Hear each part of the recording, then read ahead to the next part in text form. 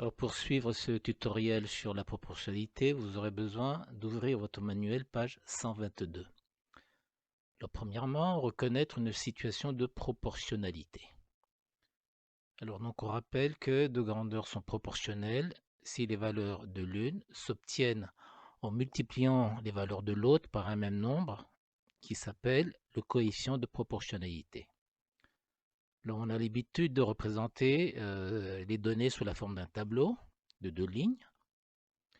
On regarde les quotients correspondant à chaque colonne. Alors, dans ce premier tableau, la première colonne, c'est 13 et 67,6. On calcule le rapport 67,6 divisé par 13. Ensuite, on regarde la deuxième colonne. On examine le quotient 78 sur 15 qui est égal à 5,2. On examine le troisième rapport qui donne 104 sur 20. Ça donne encore 5,2. Alors tous les quotients sont égaux, donc il s'agit d'un tableau de proportionnalité et le coefficient de proportionnalité est égal à 5,2. Dans ce deuxième tableau maintenant, on regarde donc le premier quotient correspondant à la première colonne, 8 sur 5 est égal à 1,6. On examine ensuite le quotient généré par la deuxième colonne, ça fait 21 divisé par 12, c'est égal à 1,75. On n'obtient pas le même quotient, donc ce tableau n'est pas un tableau de proportionnalité, ce qui signifie que les deux grandeurs ne sont pas proportionnelles.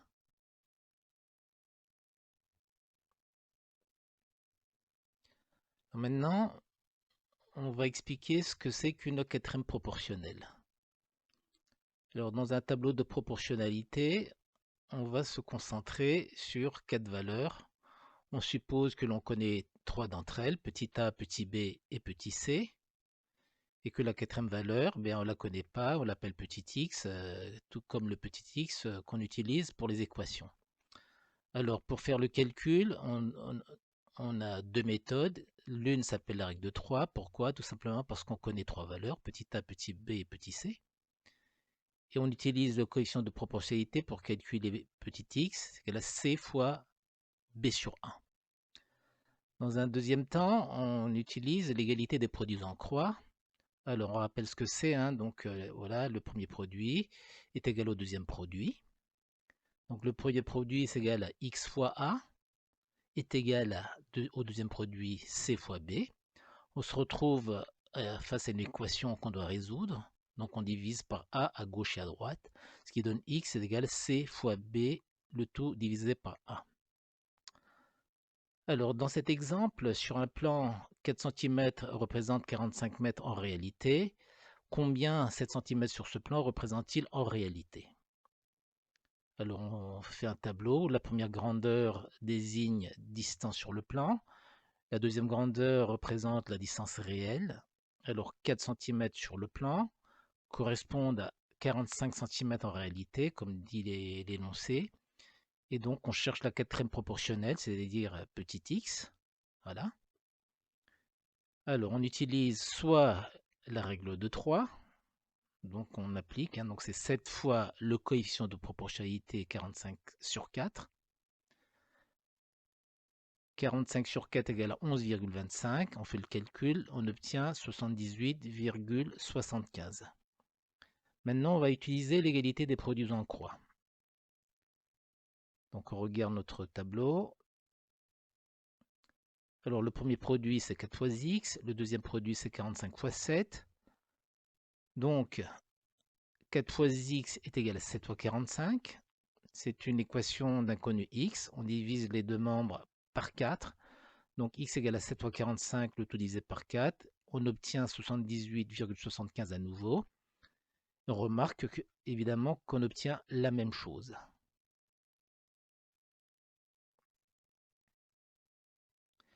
Maintenant, comment exploiter une représentation graphique par rapport à la proportionnalité? Alors, si deux grandeurs sont proportionnelles, alors elles sont représentées par des points alignés avec l'origine du repère. Alors, examinons notre graphique. Lorsque l'eau coule d'un robinet, la quantité d'eau écoulée est proportionnelle au temps écoulé. Pour 10 minutes,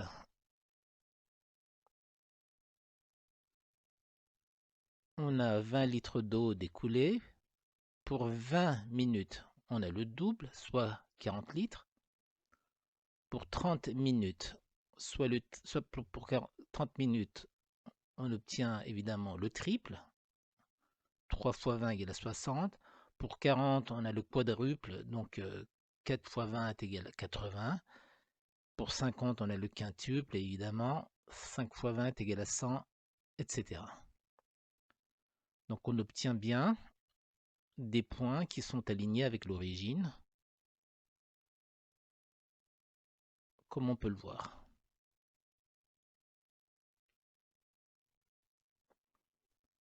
Alors dans ce deuxième graphique, on a représenté la puissance d'une éolienne par rapport à la vitesse du vent.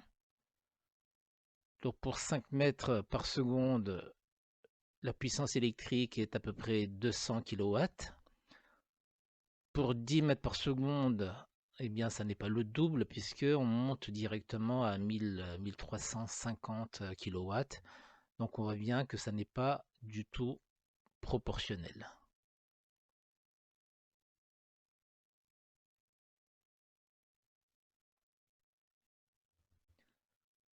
Alors dans cet exemple, donc on veut calculer le prix de 300 mètres cubes d'eau. Alors on peut lire sur le graphique 20 mètres cubes d'eau, coûte 50 €. 40 mètres cubes, pardon, le double, soit 2 fois 50, ça fait 100. Pour 80, c'est évidemment c'est 4 fois 50, c'est égal à 200. Pour 100, c'est donc 5 fois 50, c'est fait égal à 250 €, etc.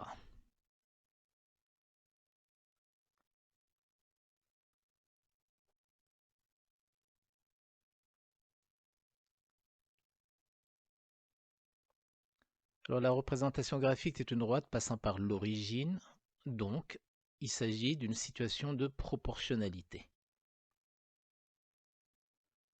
Alors comme on l'a vu, graphiquement, on lit que 100 mètres cubes coûte 250 €. Et 300 mètres cubes, ça coûterait le triple, donc 3 fois 250 €, soit 750 €.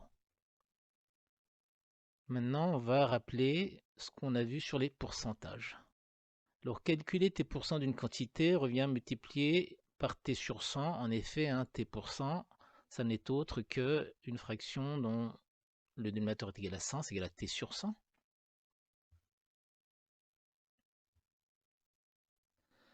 Alors, dans un muffin aux amandes de 60 grammes, il y a 9 % de sucre. Quelle quantité de sucre cela représente-t-il? Donc, on veut calculer 9 % de 60. Donc, ça fait 9 sur 100 fois 60. 9 centièmes, c'est égal à 0,09 fois 60, égal à 5,4 grammes. Il y a donc 5,4 grammes de sucre dans ce muffin. Alors, la proportion de filles dans une classe de 3e est égale à 3 cinquièmes. À quel pourcentage cela représente-t-il? Donc là, on rappelle une propriété qu'on a vue sur les fractions. Une fraction ne change pas si on multiplie son numérateur et son dénominateur par un même nombre. Ici, on va multiplier par 20 puisque l'objectif est d'obtenir 100 au dénominateur. Donc ça fait 3 sur 20 sur 5 fois 20. Donc ça fait 60 sur 100, qui est donc égal à 60%.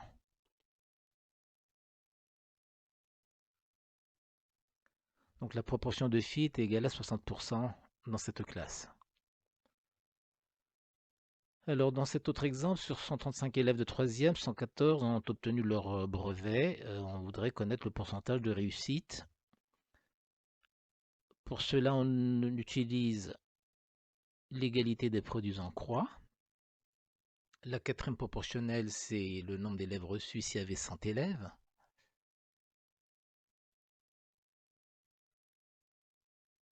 Donc égalité des produits en croix. 135 fois x est égal à 114 fois 100. Donc 135 fois x est égal à 114 fois 100. Donc, x est égal à 114 fois 100, le tout divisé par 135, soit au dixième près, environ égal à 84,4. Donc, s'il y avait 100 élèves, il y aurait eu 84,4 élèves qui auraient réussi leur brevet. Alors, dans cet exemple, dans ce dernier exemple, on a fait geler un volume de 75 centilitres d'eau et on a obtenu 83 centilitres de glace. Et on aimerait connaître quel est le pourcentage d'augmentation du volume de l'eau devenant glace. Alors, on fait la soustraction. 83 moins 75 égale à 8 centilitres. Donc, l'augmentation de volume est de 8 centilitres.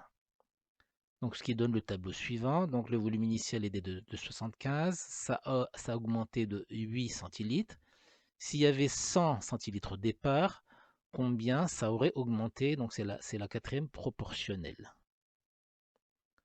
On utilise l'égalité des produits en croix. 75 fois x est égal à 8 fois 100.